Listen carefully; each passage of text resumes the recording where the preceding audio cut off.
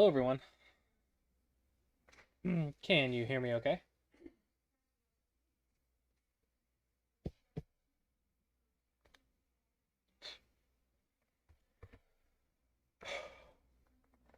How's everyone doing today?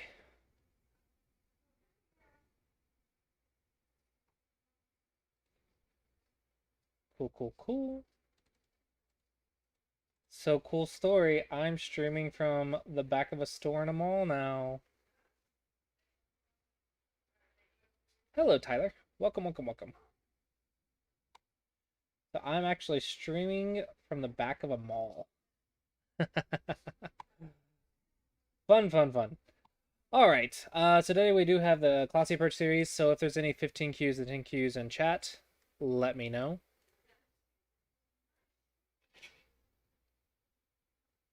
We do need a volunteer.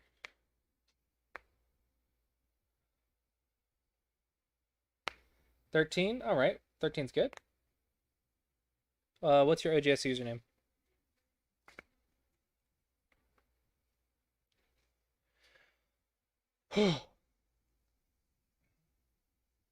I think what I'm going to have to do is I'm going to have to get some like sound absorption things because I think I'm going to get a little bit of an echo right here. And I also need to be careful about how loud I get because the store's up front.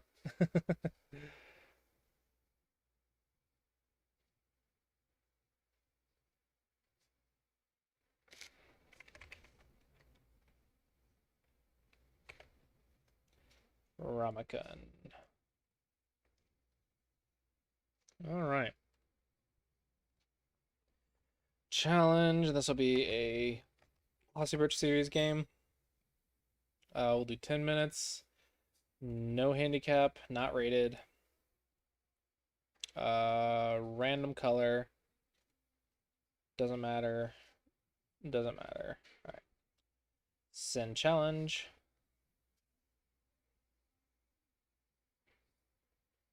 Game started. All right, and pause game. Paused. All right. All right. All right. All right. All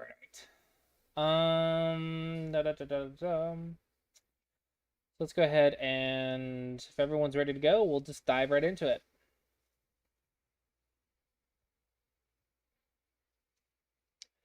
All right. Hello, hello, everyone. Welcome back to another Clossi Approach series video. Don't mind the mess behind me. I'm in a new office location.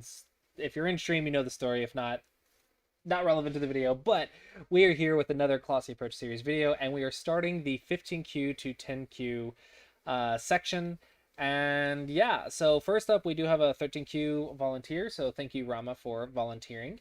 What we're going to be doing is actually we're going to be doing the exact same thing we've been doing. From the 19Q to 15Q, I was showing you guys how to apply the double digit Q basics. So we're going to keep doing that because that works until 19Q. But if you're 15Q to 10Q, especially if you're 13Q to 10Q, usually what that means is you're doing some of the Clossi approach correctly, but you're messing up something else. So in this section, we're going to be working on identifying which part of the Clossi approach are you missing. So we're going to keep doing the exact same thing, and then we're going to focus more on the reviews and working on identifying, in this case for white, which part of the Clossi approach is white missing. And we're gonna work on how to identify that. We're gonna go through and we're gonna do 5 examples again, from 15Q to 10Q, and just keep talking about that. Give you guys more and more examples. And then after that, we'll finally be in single digit Q, which I know chat is excited for. All right, so let's go ahead and resume this game. I am black this game, so I will do a star point and 3-4 point. I think that'll be fine. Okay, we'll do open corners first. All right. So in this case, the whitest side is the right, and I can either do a Shamari, I can do a Chinese. I know a lot of people like Chinese. We're getting closer to single digit Q, so we'll start. We're gonna at single digit Q. You're gonna need to start studying some openings. So I think it'd be good to go ahead and maybe just start now, if you want to. Like it's not the highest priority, but it's nice to know an opening if you know it. All right, so we have the low side and the top side. The top side is 2 fourth lines. The low side is a fourth line and a third line, so the top should be slightly more valuable. So I can enclose, I can approach, and I can play an extension. I'll go ahead and give you guys a hint. The extension is a little bit old-fashioned. I do recommend you play it and learn how it works, but once you know how it works, I think the enclosure or approach is a little bit more modern. at least in the year that I'm recording this. I don't know where it's gonna be 5 years from now. So I would say enclosure or approach, and I think a lot of people like approaching, so we'll just approach. I think it's more active and exciting. Um, but enclosure I think is actually really powerful here. I think a lot of people don't understand like how good that is though. So I think a lot of people would approach. All right, so we have a couple options. We have slide and we have jump back. This one is a little bit above this level, so we're just going to do our basic Joseki. I like learning things in order. I like learning our basics first, like this basic Joseki first, and then when we get to the level of learning this one, which is 9Q, then we can start playing it. If you play too advanced too early on, you kind of make the game harder for yourself. Okay, so this is actually a really good move because this is actually not good to have two low stones to a star point. So one of these two moves will be bad. That's why you usually would go high here, but it's fine. It's not that big of a deal. At this level, it doesn't matter. So all I'm going to do is I'm actually going to go for the corner in this case. But it doesn't really matter which one I block if I'm going for the corner. I'll go this way because I think this one's a little bit more solid than this one. So I'll push white to the solid one and I'll show you what I mean. So I'm going to double Hane. I'm going to do our double Digikyu Joseki of double Hane. He Atari's, and then I'm just going to take the corner and let him live on this side. I think that should be simple enough. Okay. And I know about Joseki. And you'll see that when I actually give white the outside here, you'll see that I'm strong right here. And if white was over here, then this stone would actually be a little bit weaker than this stone. And that's why I chose this direction. And it's good to think about direction. Whenever you choose a Joseki, whenever you have a choice, it's really good to think about direction. I want you to build that habit early on. You may not be perfect at it. You may actually make the wrong choice most of the time, but it's better to think about it than to just play it blindly. I think playing it blindly is a really, really bad habit that a lot of people at this level will develop, is just playing their Joseki choice blindly without actually thinking through their options. Okay, so white settled. This corner's done. This position is okay because I have a slide. So if there's a stone on both sides of a two-space jump, I would need a jump. But in this case, I have a slide, so I'm going to consider it A-okay until white does some more stuff. So now I don't see any weak groups for me. I don't see any weak groups from him. So I'm going to play a big move. Okay, so next side is the bottom side. So I'm going to approach again. I think it's pretty common, pretty normal. So we're just going to approach, do the open side.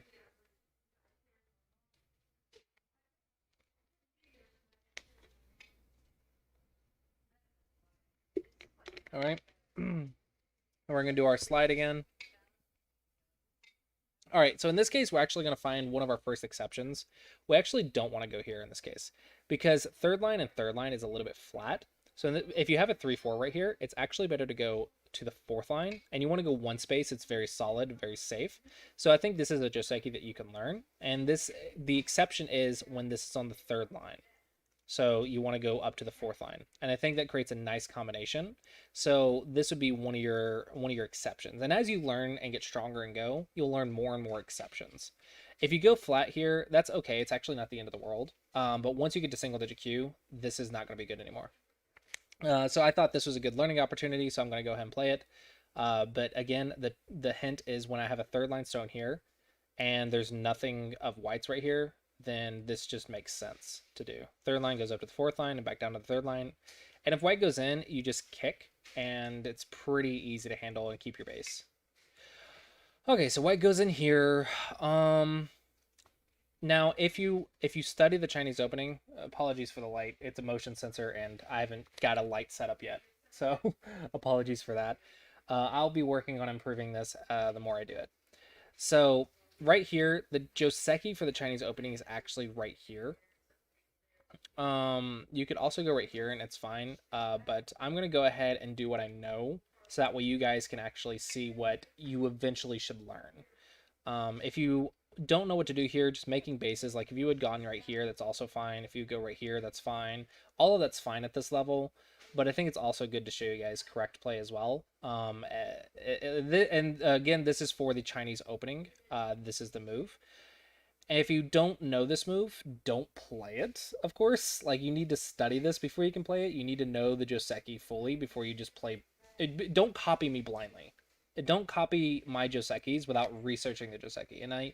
And that's also true when you research, like, when you see like higher level play. Like, I know everyone probably sees that attachment a lot. I really discourage you from copying that without doing your research, without studying what the variations are. Can you understand them? Can you play the follow-ups? And if you're constantly messing up the Joseki, then maybe just pick a simpler Joseki. Maybe a two space right here. Since fourth line goes down to the third line, I think it would also make sense, right? Maybe just pick a simpler Joseki if you can't follow it or understand it. All right, so in this case, the Joseki is here. So yeah, don't copy me blindly. I really want you guys to do your research. Don't play Joseki blindly. I cannot tell you how important this is. Think through your Joseki choices, do your due diligence, look it up, learn the variations, and give yourself options, and then play the board. All right, so the Joseki here is actually right here because I have a stone pincering white. It's important that I don't play here and play passive, but rather I play a little bit more aggressive and take the eye space. That's because of this stone here. This is the Joseki for the Chinese opening. Now, if you haven't researched this, this is okay. This is a little bit more single digit Q than double digit Q. I just want to show you guys like some things you'll learn in the future. So this is not this isn't too important. If you just choose a simpler Joseki, it's perfectly fine. I want to show you guys more things. All right, and the next point of the Joseki is actually right here. This actually leads to some interesting stuff. Now, I know there's some new stuff. I was watching some Young Gusing videos, and there's more stuff. But I'm going to play the old stuff right now. I'm not going to worry about new stuff right now. And I also need to do more research myself for the new stuff. I'm not confident with the new stuff yet. All right, and here's where we get into some single-digit Q variations. That's actually maybe a little bit tricky for you guys. So let's see if Rama actually knows this. Actually, I don't know if I want to test Rama here. Because technically we're getting into single digit Q territory, and that's not important. That's not the important stuff right now. So I'm just gonna actually seal, because I do have two fourth lines. Actually no. I'm not even gonna do that because I was going for territory, and I'm ignoring the Clossi approach. That's bad. Okay, let's just stop.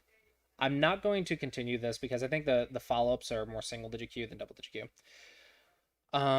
So I think up to this point, I've done all I can do for my double digit Q Joseki knowledge. Okay, so let's go back.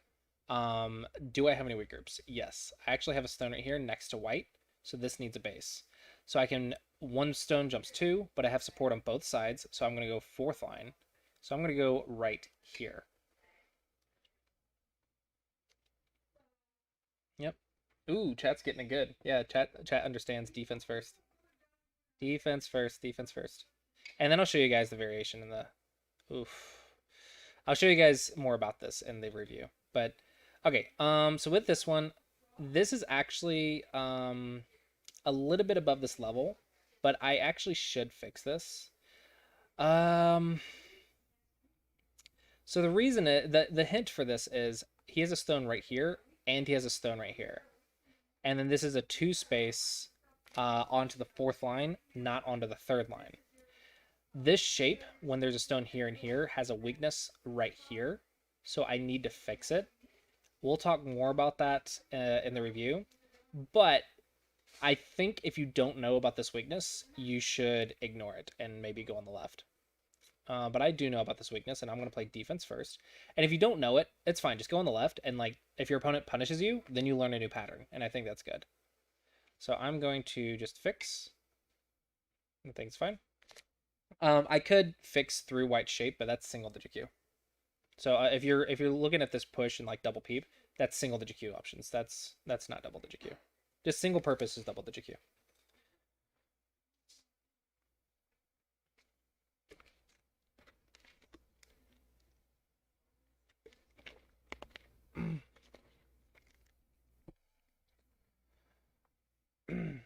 All right, hopefully, I don't actually know. Is it like really dark? Is my face like really dark right now? Like on this monitor, it looks fine, but on this monitor that I'm watching the stream on, it looks really dark. So hopefully it's not too bad. I need to get me some like ring lights in front of me. I gotta get ring lights. I gotta get a sound absorption. I gotta get a lot of stuff for this.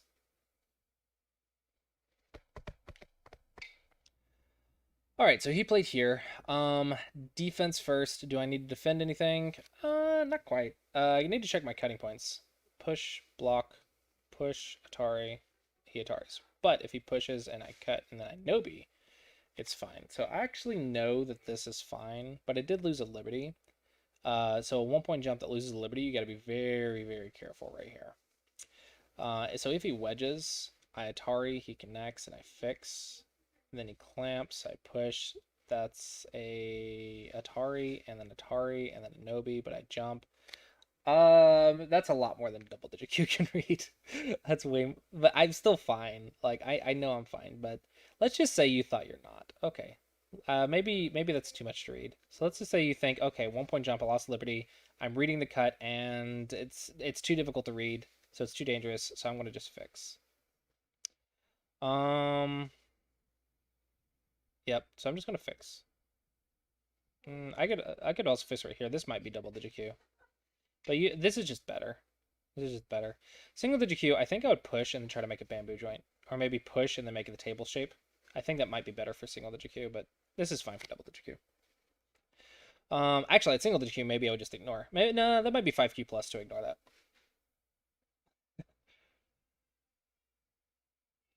I don't know. It's hard to judge exactly what level some variations are. I can see all the variations and like, okay, which ones do the students see? As a 14Q, you vote for N6. All right. All right. So yeah, which one? I see like 3 or 4 variations. Like, okay, which ones would they actually see? Okay, so do we have to play defense? No, we're finally out of defense. Okay, can we play offense? Check the cutting points. Push, double peep. There's a cut right here, but it's just one stone, not the whole group. So it's fine. This shape is more or less okay. That's fine. Okay, so no weaknesses for white. Okay, so largest framework. Probably left. Probably left. Okay, so we can reduce on this line right here. So I can play a shoulder hit. I can play a cap. Um, I think those are the two basic options. Do I need to invade? This is a lot of empty space. So if there's a lot of empty space, I think reduction's fine. I'm not sure which one I want. It doesn't matter. It doesn't matter. I shouldn't be comparing until single lich queue. I don't have my quarters. I can't flip a coin. Um, Whatever. I'll just play one. Boom. I'll just play one. I don't have my quarter. Oh, someone said cap. Okay. You said it too late. 1 second too late. All right. 1 point jump is the follow up to that. C12 is also fine. It's just an invasion. And invasions are just a little bit more riskier than reductions. So on an empty center, reductions are just easier. But C12 would have also been fine. I think C12 is fine as well. So is a C8 for this level. Like both of those are fine. I think like as long as you play on the left, you're fine. Just play one of your basic shapes on the left. The important thing is this is the important thing at double digit Q. It's making sure every single move is on the proper goal. It doesn't really matter if you do the goal well. That doesn't matter like hardly at all until once you're at single digit Q, it starts mattering a little bit better, a little bit more. But a double digit Q, it's more about being on the correct goal every turn. Okay, and our shape is here, so we're gonna do our shape. 1 point jump into 1 point jump, and we sacrifice the stone. Remember this variation. This is very important. This variation is a little difficult for double digit Qs, but if you remember it, it's a very powerful weapon at double digit Q. We give up the stone and just walk in. Remember that this is the sequence I've showed several times throughout the series, I think. And just walk in. Now we have 2 tiger's mounts. Okay, that's the sequence to break into this side. It's a very important sequence.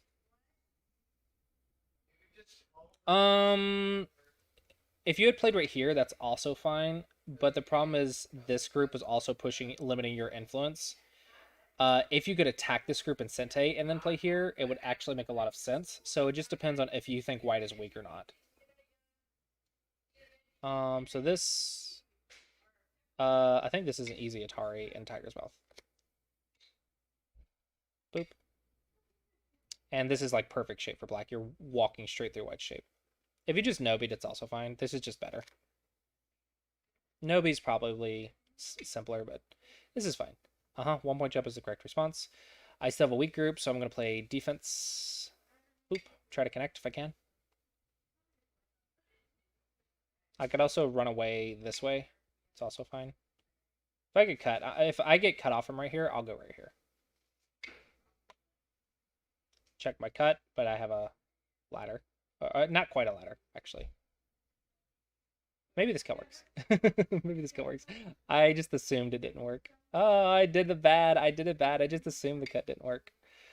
This is the only move because I've already commit. I can't just let him walk through my shape. So this is literally the only move.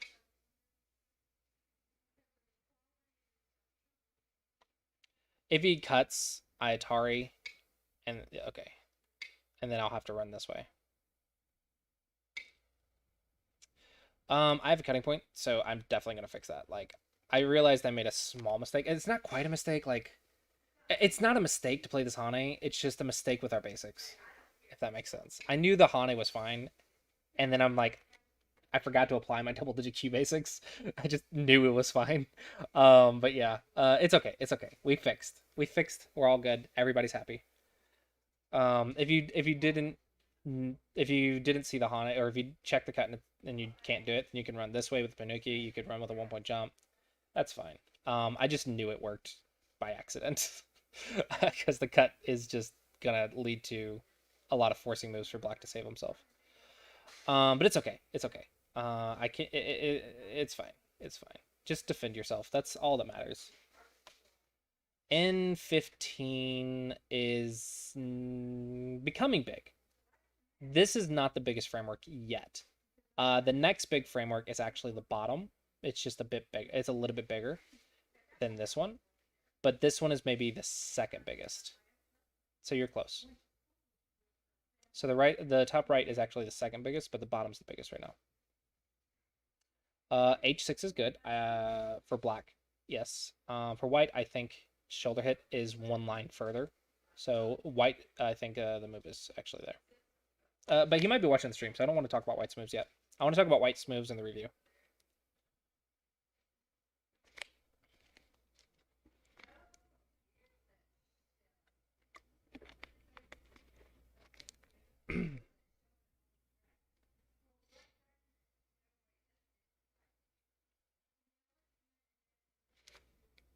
All right.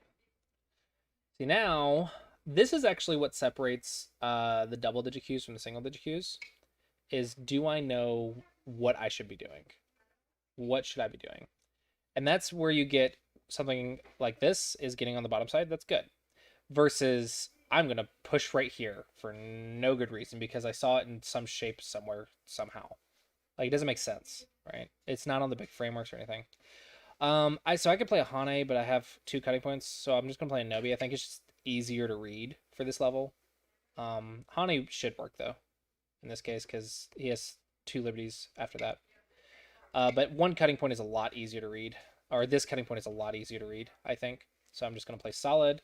It's okay if you play a little passive, as long as you can keep the game into something that you can read. So like being able to read your 3rd line cut, that's your 13 by 13 basics. So just keep it something that you can read and visualize. I think it's good.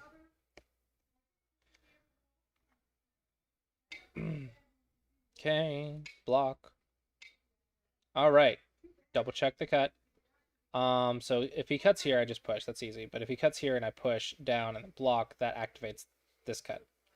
So now if he cuts, I have to ladder him. That is important. Okay. Now, if I ladder him, I'm fine. So the cut still doesn't work, but it also means that if he pushes, I cannot Hane. Because now without this liberty, if I Hane, that's 3 cutting points, and then he cuts, or he cuts right here, I can't push him down, so I have to Atari, and then he cuts right here or Atari's right here, and then it gets a little complicated.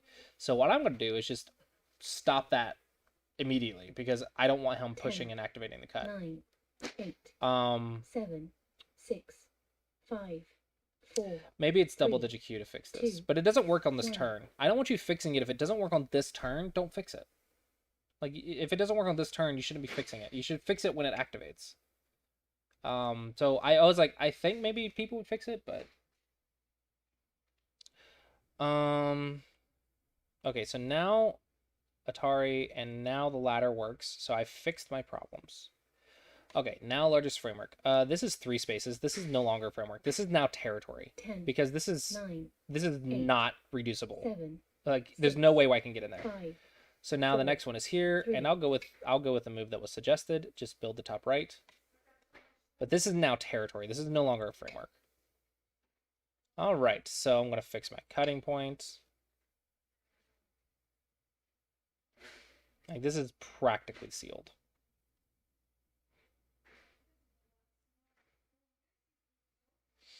Here's another part that a lot of people struggle with. So one skill that you'll have to develop is how to deal with overtime. If you notice, I'm actually explaining exactly where to go in the time. You want to get to the point where you can understand what you should be doing within 5 to 10 seconds. After that, you spend the rest of the time debating which is the best way to do it. So, for example, I know this does nothing to me attack and defense wise, so I know the largest framework is over here, so I need to be doing something over here or over here. Like that's the second largest framework, and I need to make that distinction. And 10, I can make that in 9, 5 to 10 seconds, 8, and then the rest of the time 7, is just debating. 6, Okay. 5, 4. So I'll say 3. whites is bigger now because I think whites canceled mine out quite well. So I'll say whites is bigger. And then we're actually about to start Yosei. This actually might be smaller than Yosei. So I might have made a mistake here, but it's fine. You'll make mistakes. I actually think I made a mistake. I think it's smaller than 1 quadrant, so I actually think it's Yosei. So I think this is a mistake, but it's fine. Even like I played the second biggest thing, and I was in overtime, and I was mostly trying to explain the overtime basics rather than figuring out where I actually was. But you want to be able to make that decision in 10 seconds, and then just find the best way to do it. Okay, so defense, runaway.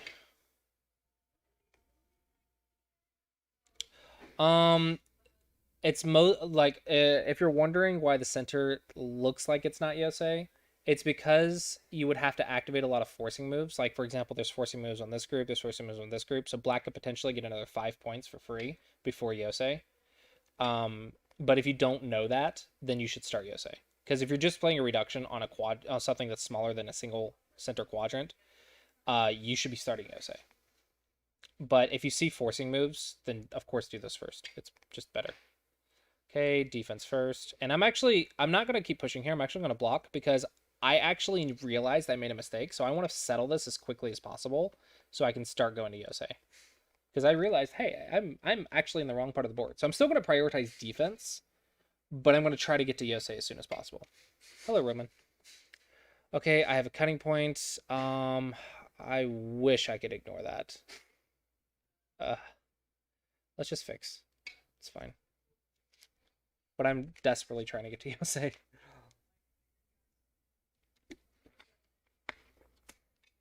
All right, that is pushing borders. That is Yosei. It's only a 2-space extension. So we're in Yosei. So second line Sentai. Boom. Second line Sentai. Boom. Second line Sentai.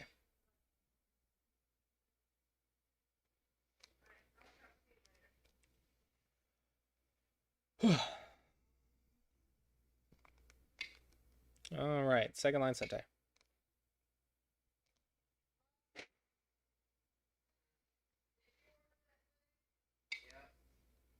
Second line Sentai. Second line Sentai.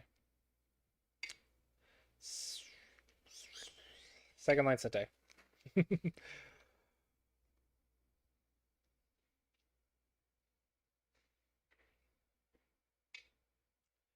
All right.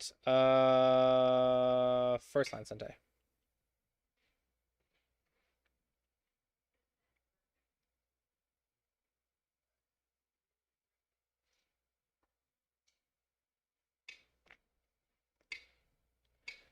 Okay. I don't know if I have any more first line Sentai. So push the border in Sentai. Boom.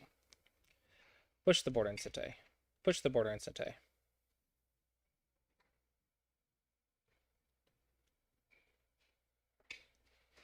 Okay, check the Goose Tsuji. I don't see anything. Okay, push the border in Sentai.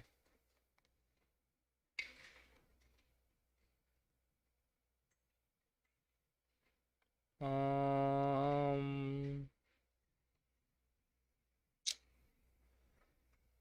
Push the border in Sente.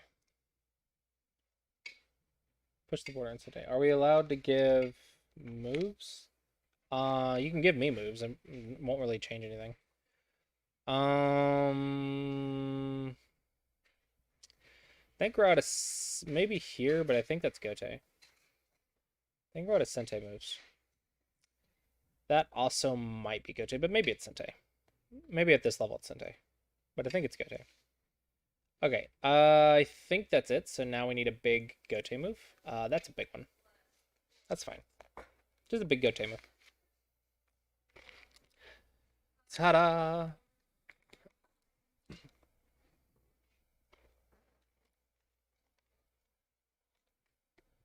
And we played a good Yosei.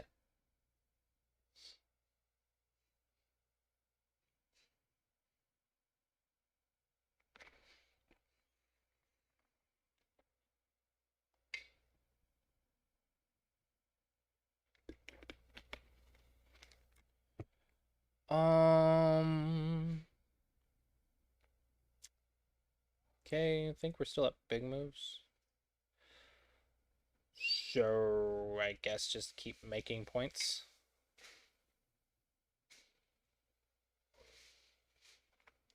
Awesome.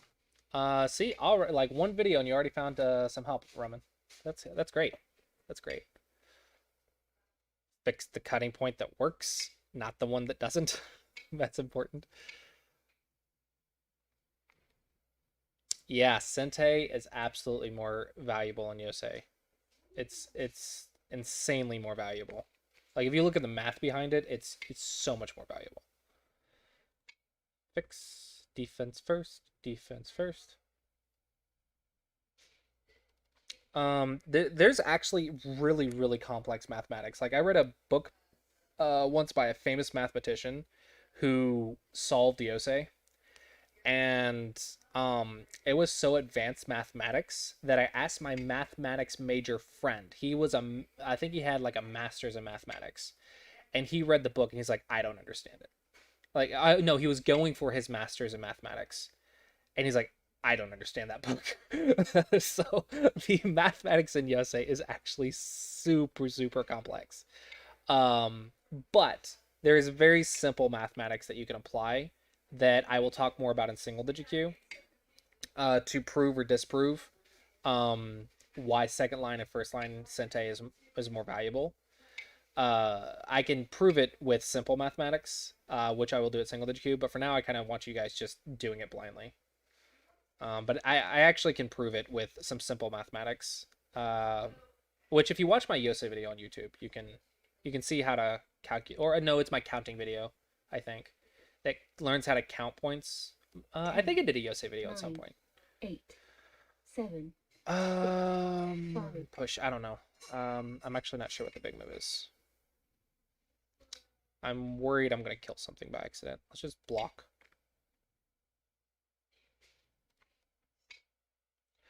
N9. Yeah, it's Sente, but there's no points there. So it's Sente Dame. So you save that for co-threats. That's big, because that threatens a Sente move. Because we're out of really big Gote moves, so now we can play Gote moves that threaten Sente moves. This is actually really big for white. So that means I should get it. Because I think that's Sente for white. You can also start taking like reverse Sente is also good at this stage. Which means if it's Sente for your opponent, then it can be good. So like that one. I think this one's like really big for white because that's like super Sente for white. If he goes here, I have to play here. So I'm gonna play here. That's big. B18 is getting big. So if white goes, I block 2 liberties. So white turns, I Hane 2 liberties to 3 liberties. I'm fine. Okay.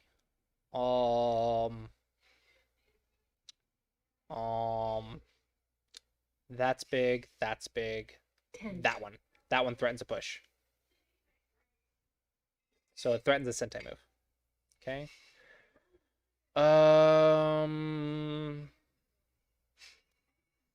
This is getting big. I think these are bigger than this because this is Gote for white. These are Sente for white. So let's go here or here or here. 9, 8, 7, Ah. 6, 5, I don't know. 4. Let's guess.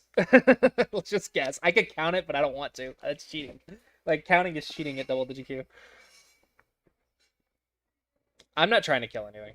That's I see cutting points and I see that, but like that's not the goal. The goal is not to do that right now.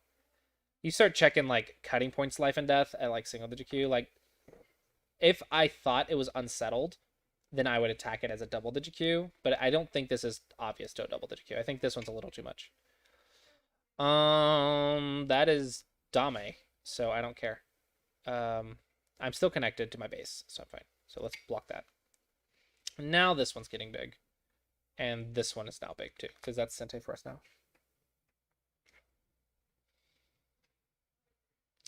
Is there a Goose Tsuji in here? If I do a double peep. If he loses these liberties, and I do a double peep. Nothing. Man. Nothing. There's no Goose Tsuji. Oh well, it's fine. It's fine. It's fine. Now there's a point or two in there, so let's reduce. Hane actually works. Actually, this one might be bigger. Yeah, first line Sente first. First line Sente before center Sente. That works, but that works. It's fine. It's whatever. It's whatever. I can cut, he takes, then Atari. And yeah, it's fine. It's fine. Just reduce. Just reduce. Just reduce. Just reduce. Just reduce. Just reduce. Deuce. That's a Yosei Tsuji that's actually quite common. Like, I think I will not let you get away with not knowing that at single digit Q. Like, double digit Q is like 50-50 if they know it or not. But at single digit Q, if you don't know that, you're going to just lose. Or you should anyway. You have to know this by single digit Q. But it's fine. I can go here, I can go here, I can go here. Let's just reduce. Let's just keep reducing. Clamp at S5. Clamp is definitely not double digit Q. Clamp at S5 is definitely single digit Q. Double digit Qs don't know clamp. Just block my points. Just big move. Block. All right, now there might be points in here, so now it might start being important to reduce. Block. My area is definitely bigger than that. So if he pushes, I'm definitely gonna block. B1 is a little bit small compared to like B18 because this is 1 point for us and half a point for white. The reason is if white Hanes and I block, white cannot connect because it's a self Atari. So it's half a point for white, 1 point for us. So it's a point and a half compared to this one, which is actually more points. 7, 6. Let's start 5, pushing. 4. Like I can prove things are bigger or not bigger, but if you don't understand it, just look at it. Does black get something and does white get something? And this one, does black get something and does white get something? So in this one, black gets something, but white doesn't. In this one, black gets something and white gets something. So that means that one has to be bigger than that one. But if you don't understand that, it's fine. It's not the most important thing yet. You'll learn that at single digit Q. Push. I'm so worried I'm going to kill this by accident. I'm about to kill it by accident. It's going to happen. Push.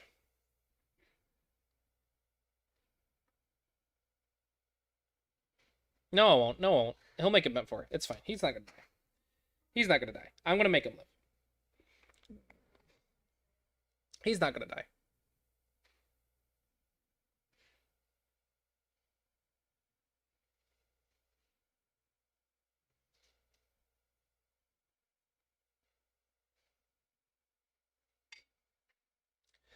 Up at high rank, how do I suggest using the Yosei at higher ranks? So at Dawn level, um At Dawn level, you actually sacrifice a Byoyomi period to identify all the Yosei points. And then you're supposed to count each one and just go for the largest value. Like largest Sente value. Like you should be able to identify Sente versus double Sente versus Gote at Dawn level. Um you should be able to identify all of it. And then you're supposed to calculate each one. And you should be able to do the quick math like very, very quickly. So you got to be able to find all the in-game points and count them all in 55 seconds, and then you just go for the biggest one, and you just go in order. So you'd want to get to the point where you 10, can identify all the 9, in-game points and 8, count them in 55 7, seconds. 6, 5, That's the answer at dawn level. Is to just find them all, like sacrifice a period to find all of them and then count. That is the dawn answer. Yeah, a lot of the shapes are very similar, so you can just like for example, pushing right here to the diagonal is 15 points. We like you should just know that. So you know that this one's 15 points. This one's like 3 points or 2 points. This is double gote, so it's actually 2 points. And this one's a point and a half. Because it's 1 point for black, and it's Sente for white to push, but also white loses half a point. So like you can double it because it's Sente, but it's also half Gote. So I would just say it's a point and a half just for ease of counting. I would say that's a point and a half. Or maybe half a point even. 10, 9, 8, 7, 6. Yeah, Dawn level you should just. Well, yeah, Dawns should have good intuition. Like you don't be a Dawn player without a lot of practice. But if you want the correct answer, you're supposed to count it all. Like that's technically what you're supposed to do. I guarantee you, if you count it at Dawn level, you can probably improve your in game by 5 points. When I was actually a 4 Dawn, this was during the leech. This is a snapback, so that's important. That's a goose the Suji if I ignore. When before Lee Sedol, there was Lee Chang-ho, right? Lee Chang-ho actually popularized Yosei in the pro world because he would just constantly win because of his Yosei. And it would always find like 2 or 3 points against other pro players in Yosei. And 2 or 3 points at the pro level is like insanely huge. It's like me trying to find like 15 to 20 points against you guys. That's 2 points at the pro level. It's like 20 points at our level. So it was insanely huge. So when I was this was like about 2014. I was studying in Korea, and it was popularized in Korea, and it usually takes about 2 years. Things that happen in Asia usually take about 2 years to get to the West. So when I came back from Asia, my end game was probably like 10 points better than everyone else's online 10, at the and I was playing at a 4 Dawn level at that time. 7, Um, 6, 5, just play 4, Big 3, Gote. 2. So whenever I played online as a rating game as a 4 Dawn, if I could make it to end game, I was confident I would win, like every single time. Now pretty much every Dawn player has a decent end game, so it's not as easy as it was back then because now everyone's intuition is just kind of like everyone's just been trained better with Yosei. It just everyone just understands it better.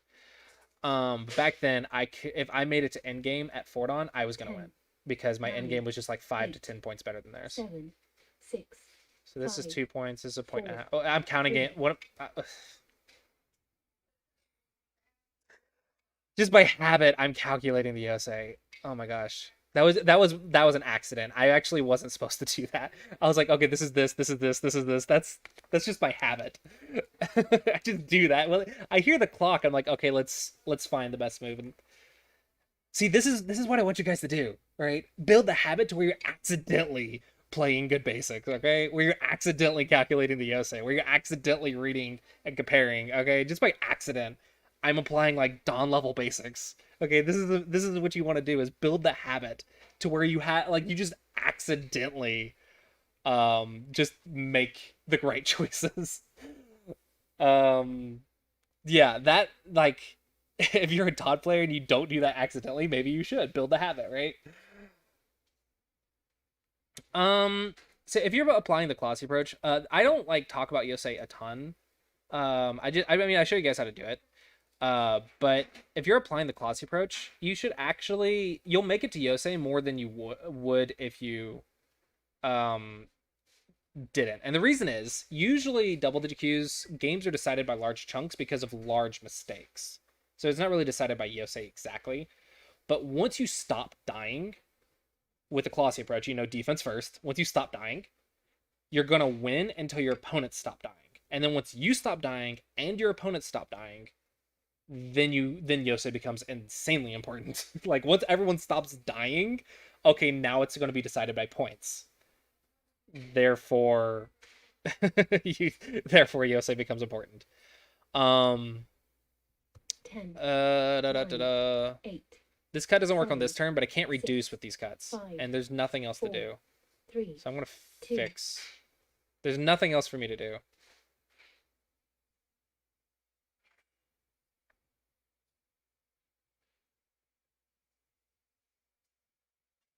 Yeah, Yosei's an amazing subject. That's a co-threat, so I'll save that till the very end. This is a point, I believe, because it activates. Does it activate? Yes, I think it activates this. Because that's a point. It's fine. Yeah, I mean it's important if you mess it up, and that's a good way to lose the game right there. It's a goose to Suji, right? Goose to Suji is not a real Go term, by the way. If you're watching this on YouTube, it's one of our chat terms. It's one of the it's a Clossi term of where you play Dame and it activates. Oops, cutting points, bad stuff at the end. It's just the the end of the game. Oops. We like to call that a goose to Suji. So I think that would have activated a goose to Suji.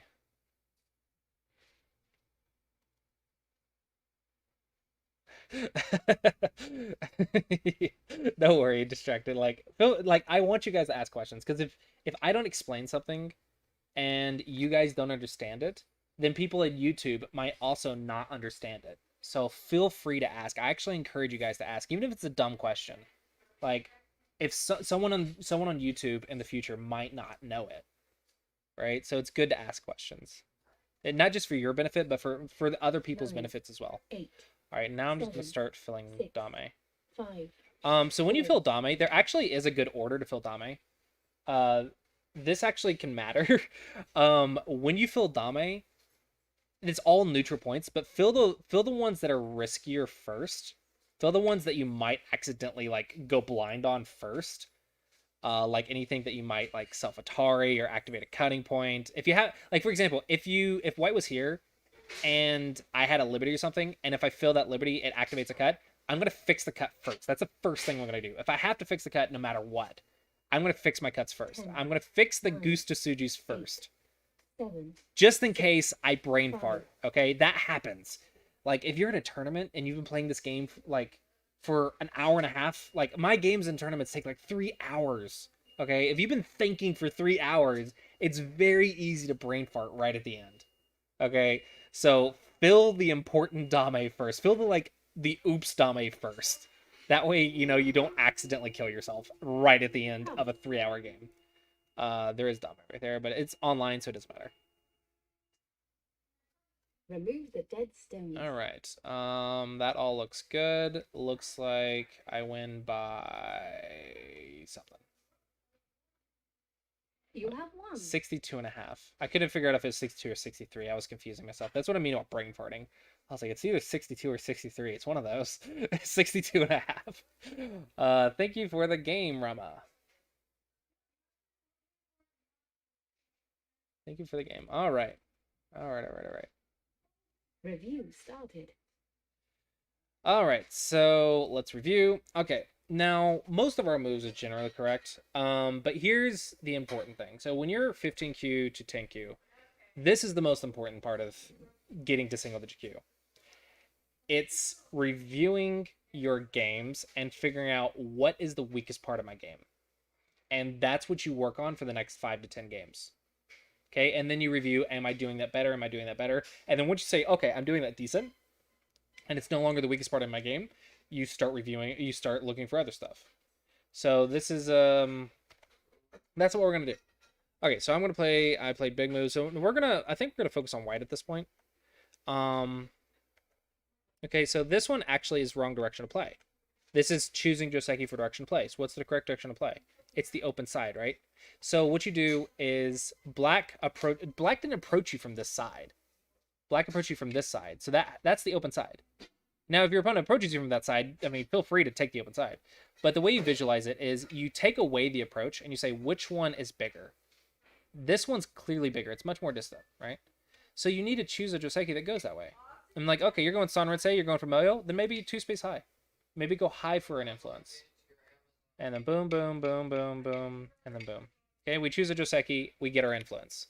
All of a sudden, we're in the right direction to play. We're getting influence, we've stopped black's combination on top, we're making sure that we play proper direction to play. Okay? And then we can play this one. This goes into a Sanrensei opening, which I'm sure a lot of people know. Okay? And now we've made the top bad for not really bad for black, it's not good for anyone. So we've stopped black's combination and we've made our own. It's really nice. If there was important stuff on top, let's say there wasn't a Moyo, then you would just play this way and you'd say, okay, now I'm on top and you're on the left, but the top was the place to be. Now in this case, it breaks your combination. Combinations kind of outweigh that. You'll learn more about that with researching openings, but for now, just understand like if you're supposed to follow direction of play. So this would be the first thing I would think about is like, how is my opening? Let's go through my basics, go through the Clossi approach. For each and every step of the Clossi approach, which one did I do?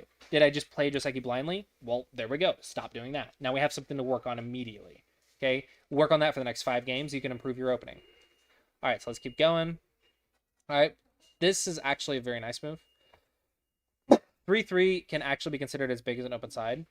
If a 3/3 has a double wing, this isn't quite double digit here. This is more like you either know it or you don't. So if there's a double low wing for a star point, 3/3 is huge because it makes one of these stones bad. Yeah. So that is that. This is just Joseki. It's black's choice, so you don't really get to choose here. I like that you just settled. That's pretty nice. All right, black plays, and then you play defense again. Well, imagine like I go here. Who got more? Because you already have that. So you made a combination here. I made a combination here. So mine's definitely bigger. So pincer, right? I mean, and this is fine. That's fine. And then you break black's combination. Now this one, black didn't have a big combination, but you saw that bottom became really large for black. That became like the largest framework after the left side. So, I mean, you could have stopped that immediately while still keeping the left side. Like if you just compare this to this, like this to this one, this to this. Okay, you still have you get a little bit more of the corner, so black gets a little bit more of the corner, but you stop black's combination in exchange, and you still have the left side. So yeah, I would say in this game, white's opening Joseki direction of play. That's something you can immediately work on. So it's just a matter of identifying like what part of the game do I need to work on. This was good. This is definitely the biggest framework. And you made a base, perfectly fine. This is Joseki, and for those who don't know, that's the Joseki, and then white's alive, I believe. And you need to know the life and death in here as well, which I don't know it offhand, but I'm confident I could read it. If black tried to kill me, I would just read it. I just know white's alive, and I can ignore, and then I just read it if it comes up. I'm confident enough in my reading that I could just read that out. I didn't do that. I just played defense first, which is make a base. White played here. Now this one I wanted to point out, there is a double peep, so there's that. Be careful about that. And now if I ignore and just go on the left, like invade or reduce or whatever, there is a weakness right here. This has to do with low going to high with a 2 space instead of a 1 space. So instead of like if you're worried about that shape, then you can do like here where low goes to high with a 1 space instead of a 2 space because the 2 space has more Aji. 2 space low is a lot safer. There is Aji in here, but it's a lot easier to manage. This one has a little bit more difficult Aji, because when you do that, you can see 6 gets cut off. So it's actually a lot more dangerous Aji. So it's a little bit more difficult to read and play. So if you struggle with that, then just make it 1 space instead. That's fine. That's fine. So when he does this, this actually activates that, because I know how to deal with it, but I also know that this activates it. So I fixed. Okay, if you didn't know, then don't do it, right? But if you think that's too confusing, just go 1 space when you go low to high. It's a little bit safer. It's a little bit slower, but it's a little bit safer. And you'll be fine until single digit Q. So I just fixed, because I knew that activated it. We talked about that already. Now white played defense. White is out. White needs to understand if he's alive or not. I'm assuming white knows he's alive, but actually I'm not convinced he is, because if I do this double keep and reduce, that's not a living shape. That is not that's a bulky 5. So I'm actually not convinced that white is perfectly okay here. So maybe you should have lived and let white have Sente. White is out, but that doesn't mean you're not attackable. Like, this is a common misconception. Just because you're out doesn't mean you're out from the line of influence. Like, look at that line for black. Look at that line. What matters is, can black bully you? You're not going to die. I'm not saying white's going to die. But let's say white goes here and, like, I'm going to build left. Well, I'm going to attack because I know you're not alive. If you knew that, I'm going to attack. Are you going to live? Well, guess what? I got 1 free move, and now I can reduce while building. Oops. All of a sudden, black got more because of free exchanges. Are you going to run? Okay, now I'm going to get even more. Now I'm going to get even more. Even more. Even more. Okay? And now I'm going to do it. The weaker you are, the more forcing moves I get. So it doesn't matter if you're going to die. I'm not trying to kill you. I'm not, like, so this is not good for white. That's why you don't ignore weak groups. Now, understanding if you can attack is actually a difficult judgment call. So I understand you Tanuki'd right here, but I really think maybe this is something that you need to improve on. I'm not sure. I'm actually not sure what the level is to understand if this is weak or not. But after a certain point, you'll improve your judgment for certain things being weak or not weak. And weak does not mean you're going to die. It does not mean you're going to die. Weak means you are going to get bullied and your opponent is going to get positive exchange rates. No, that's not my wife. That is my brother. Weak means your opponent can get positive exchange rates against you. Okay, that is what weak means. Does not mean that you're going to die. So if you're anywhere around that line of influence without 2 eyes, then you can get bullied by getting threatened to get behind that line of influence or trapped behind that line. Sorry for the noise, guys. I apologize about that. Okay, so let's go ahead and wrap this video up as soon as we can. But just make sure you understand that. Make sure you understand that determining if this is weak or not comes with study and improvement and blah, blah, blah, blah, blah. But I don't know exactly what level you learn this, but you push the eye space, and see what the shape is. That's how you determine if you're alive right now or not. And then you also consider, what is your distance from the line of the influence? Okay? If you're behind that line, you're definitely weak. If you're on the line, you're weak. If you're past the line and your opponent can't put you behind in 1 or 2 moves, you're fine. But it all has to do with, can your opponent play forcing moves against you? Can your opponent threaten you to kill you with follow-ups? Can your opponent force it into a life and death situation?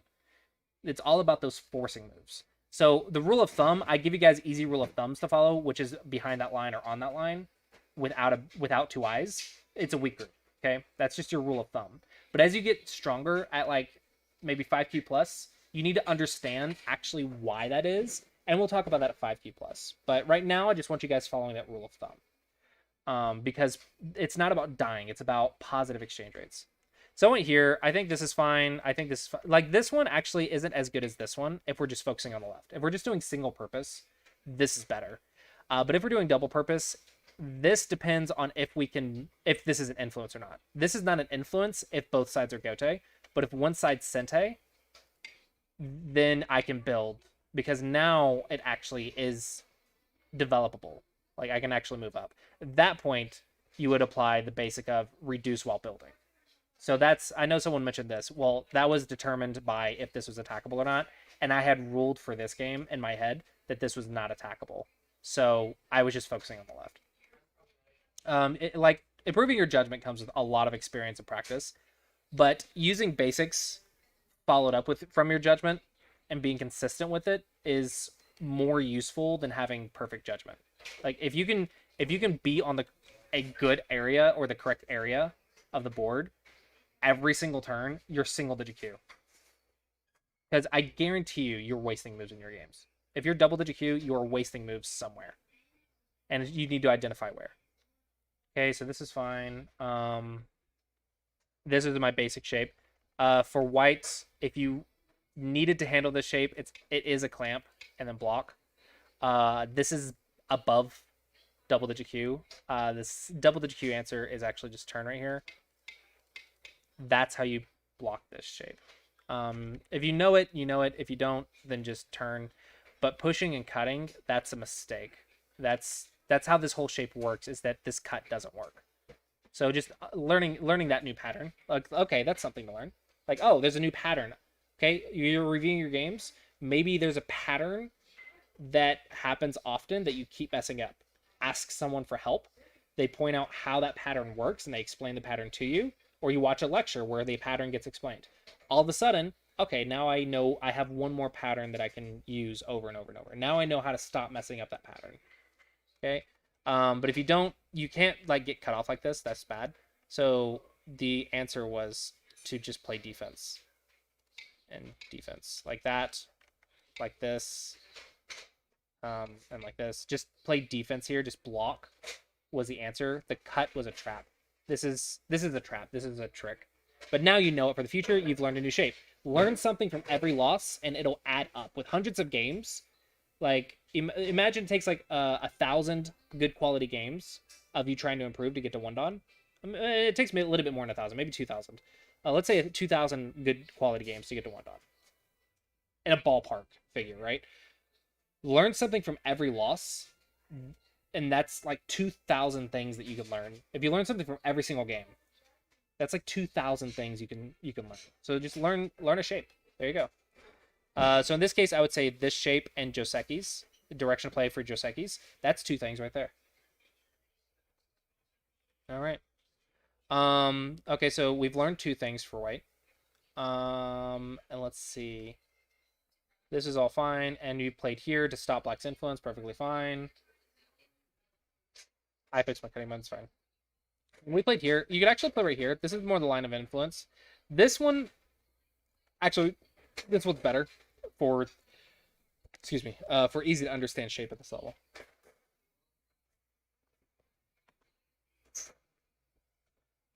This one has easier follow-ups. This one says I'm going to reduce while building, but you're not building very much because there's an easy turn right here. Because of this stone, there's not hardly anything there.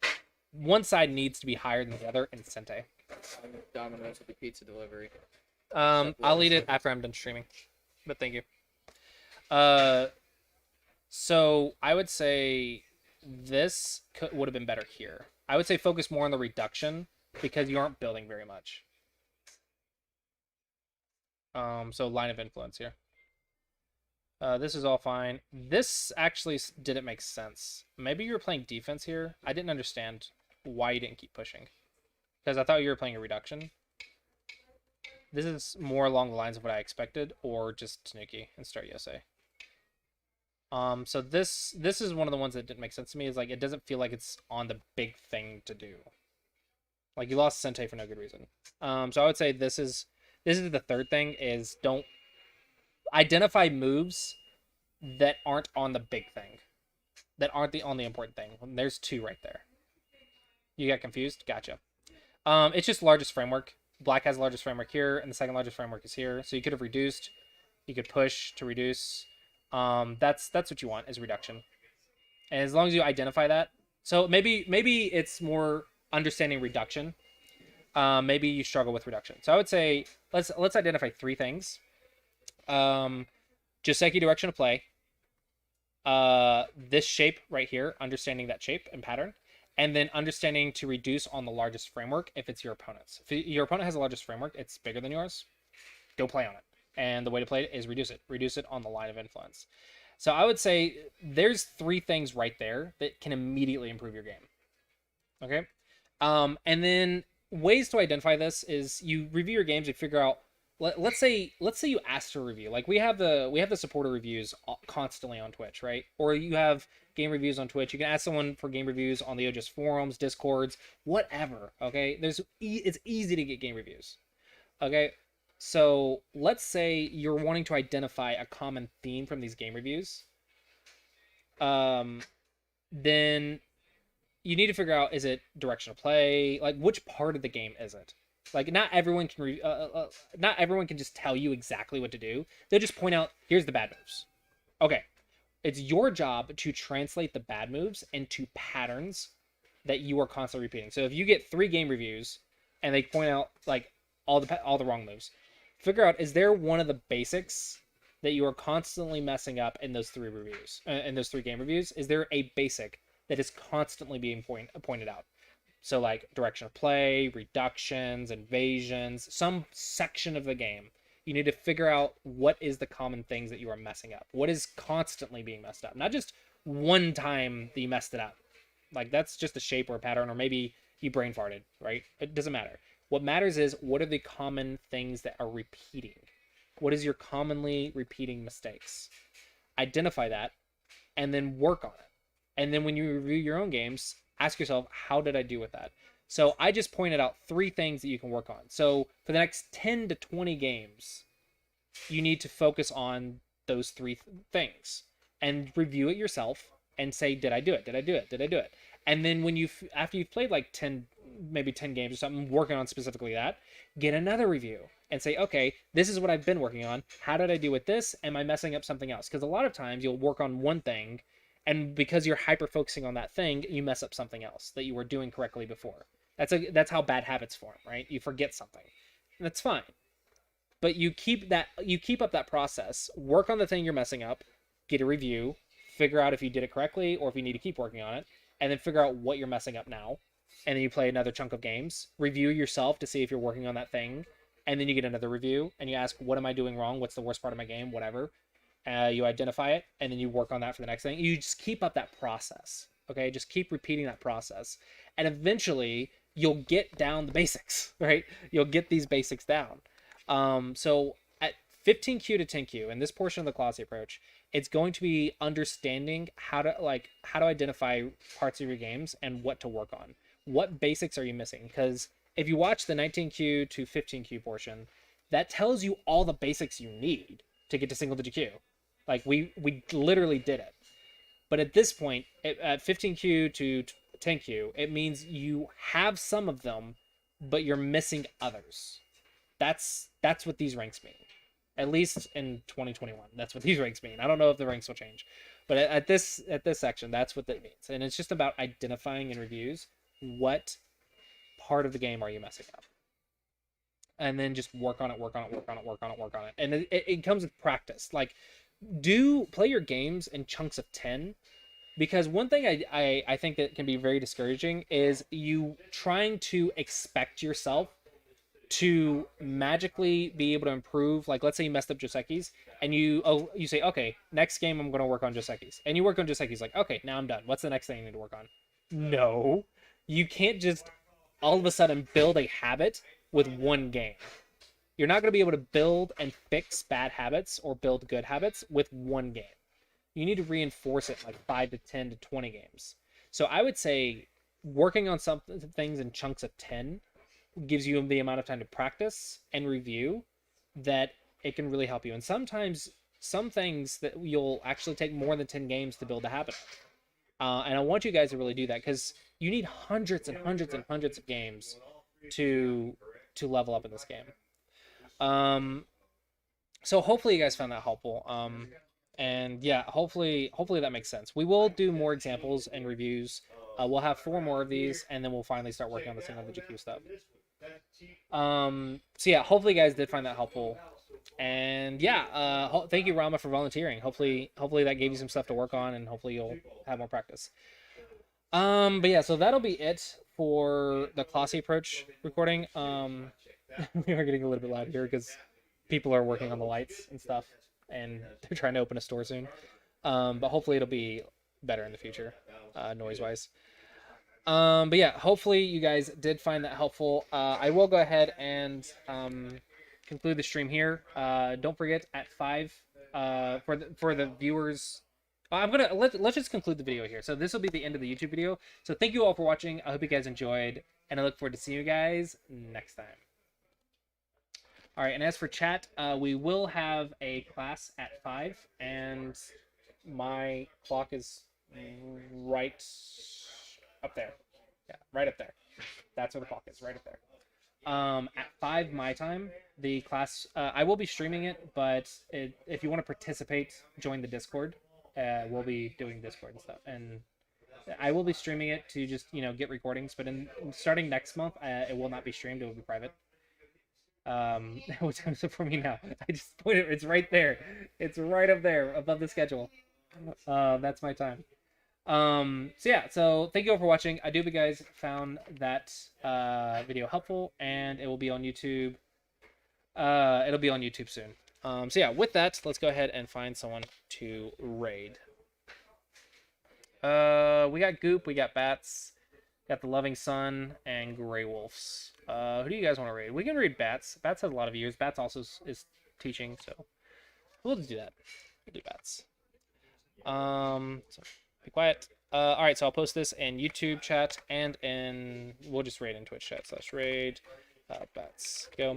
All right, so thank you all for watching. I hope you guys enjoyed. I look forward to see you guys next time. You weirdo.